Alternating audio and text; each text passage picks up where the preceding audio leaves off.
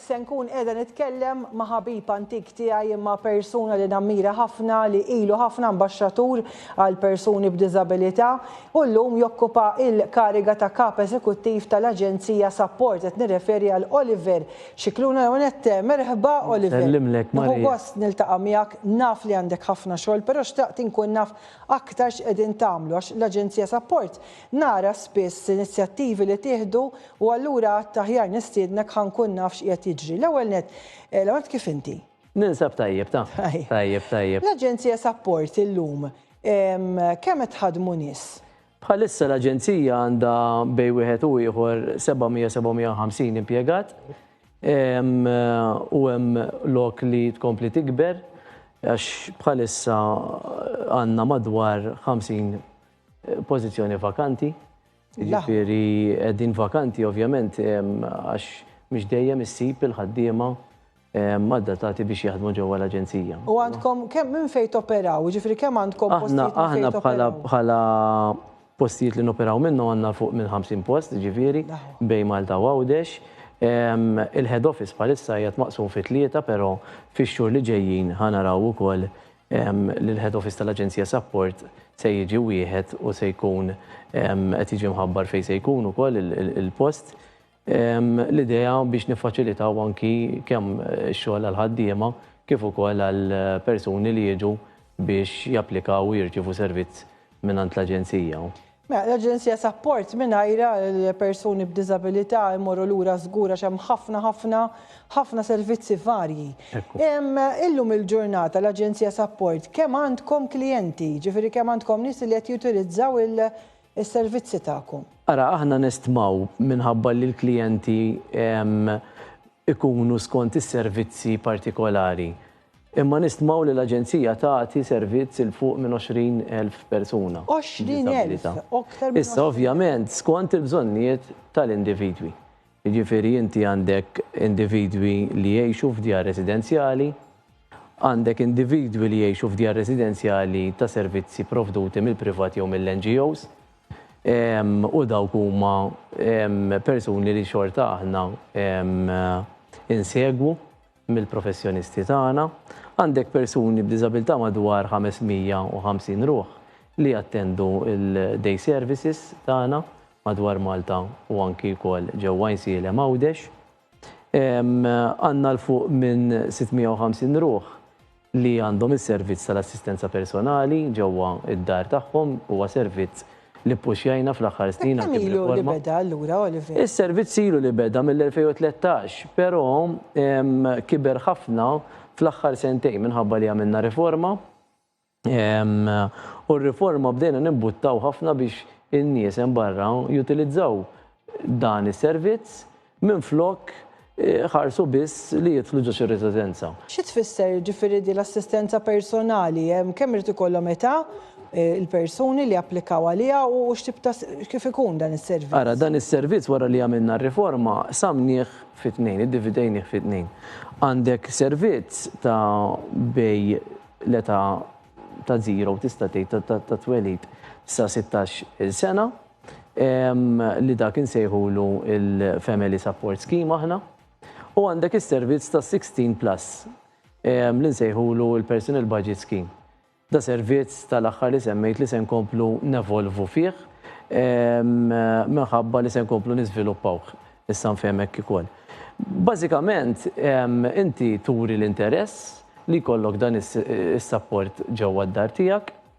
Il-kunċett huwa li inti bħala persuna b'diżabilità jew il-familja tkun isek l-employer tal-persuna b'diżabilità u tal-assistent personali u l-Aġenzija wara li jsir l-assessjar u titla' bord u l-bord jiddeċiedi kemm se jtik sigħat u għalhekk kemm se jtik għajnuna finanzjarja, inti tkun tista' issib dal-assistent personali biex jifhmuna telespettaturi il-carer li se jkun qed jagħti s-servizz tiegħek ġod-dar tiegħek. Hemm għandna persuni li grazzi għal dan is-servizz ma baqgħux jgħixu ġo istituzzjoni. Hemm minnhom minħabba l-bżonnijiet speċifiċi tagħhom għandhom iżjed minn assistent personali wieħed, imma permezz tek ħadu l-indipendenza tagħhom. Ġifieri da mhix kull persuna b'żabilità bħali li nirringrazzja l-Alla li s'issa għadni inkampa. U dawn jistgħu jkunu fuq bażi full time jew nkella jkun pakkett ta' sigħat? Le, jista' jkun pakkett ta' sigħat, eżempju hemm min għandu satej kuljum, hemm min għandu ftit sigħat fil-ġimgħa, imma hemm min għandu mbagħad full time. U hemm min għandu iżjed minn assistent personali wieħed. Dan l-Aġenzija Support permezz tal-fondi mill-Gvern jingħataw dan is-servizz. Nagħtu dan is-servizz aħna biex kemm jista' jkun persuna b'diżabilità tibqa' tgħix fil-komunità, fid-dar fejn kibret u fejn tgħix, mhix tidħol f'istituzzjoni. U din tqanqalli l-mistoqsija li jmiss tifhimhom ħafna mill-inkwiet ikunu l-ġenituri li jkollhom tfal b'diżabilità li jibdew jibżaw bir-raġun kollu li jekk jiġu nieqsa ma jafux. Fejn se jmorru ovvjament hemm istituzzjonijiet bħala tinsemmi l-ġid kbir li tagħmel id-dar tal-Provvidenza pereżempju u għandha wkoll id-djar residenzjali fil-komunità. Ġifieri bħala Aġenzija Support x'qegħdin tagħmlu biex isserħu iktar ir-ras il-ġenituri li jinkwetaw li jekk jiġu nieqsa ma jafux it-tfal tagħhom se jiġri minnhom. Forsi waħda mis-soluzzjonijiet hija din tal-carer jew hemm soluzzjonijiet oħrajn. Waħda mis-soluzzjonijiet hija dik, però mhux biss għax inti ma tridx torbot fuq mudell wieħed. Ġifieri l-ewwel nies mingħajr dubju tifhem il-konsern ta' ċertu ġenituri, speċjalment meta jkunu qed jikbru fl-età u jkunu qed inaqsilhom is-saħħa biex jieħdu ħsieb u lidhom li jkunu ħadu ħsieb ħajjithom kollha. Ġifieri dik tifhimha. U dejjem isaqsuk se jiġri wara li niġi nieqes jiena. Jien dejjem inserħilhom rashom, mhux biex ngħid serraħtilhom rashom, imma għax daw l-aħħar 4 snin speċifikament kemm ili naħdem l-Aġenzija, kellna numru ta' każijiet unfortunately li jew il-ġenituri ħabta u sabta mietu, jew ħabta u sabta kellhom jidħlu l-isptar u damu l-isptar, u hemmhekk nidħlu aħna u nieħdu fidejna il-kura tal-individwi. Meta naraw lok li l-individwu jista' jibqa' jiġi sapportjat fil-komunità mill-familja u mill-sapport li nagħtu aħna, iżjed nimbuttaw biex dak l-individwu jibqa' jgħix fil-komunità milli jidħol ġo istituzzjoni.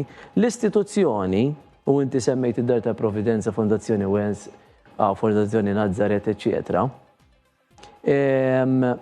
Hemmhekk inti għatara li tkun l-aħħar option li jaslu għaliha.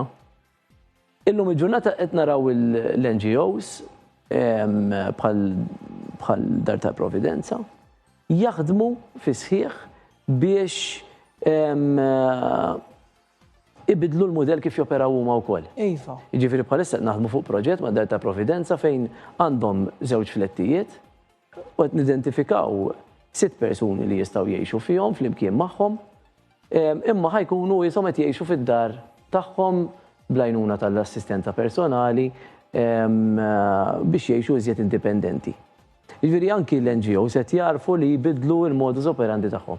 Li ma nistgħux nagħmlu f'da settur Marija huwa li nagħtu x-xokkijiet.